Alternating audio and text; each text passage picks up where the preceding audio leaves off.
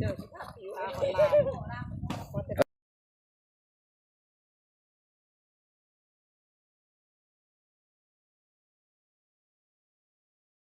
นมาหอดมาถึงแล้วหอดบอดไผ่สุกประการแบบนี้มาฮอดแล้ว3 สาวตอนให้ลูกให้เต้าส่งขอหังขอมีผลสำเร็จค้าขายอยู่ดีแม่แห้งเกินได้มาหอดมาถึงแล้ว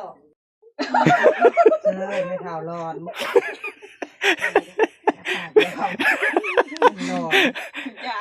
ผู้ใดล่ะสิพาน้ำเจียวนี่บ่เห็นมีเป็นได้ซื้อตกใจจะมาหยังมายังลูกมาทำมาสิทุจ้าเชื่อมาพี่บ่ไปเดินต่อค่ะ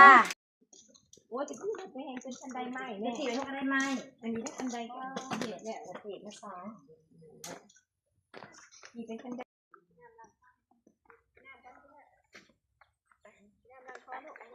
งานหลายๆหลังข้อคันมันก็เข้าไปรู้สึกว่า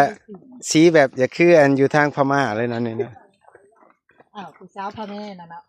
พม่าทางที่แต่มาโอ้ยยางออกข้างด้วยทางหน้าเขียวอันนี้ตะนีนะ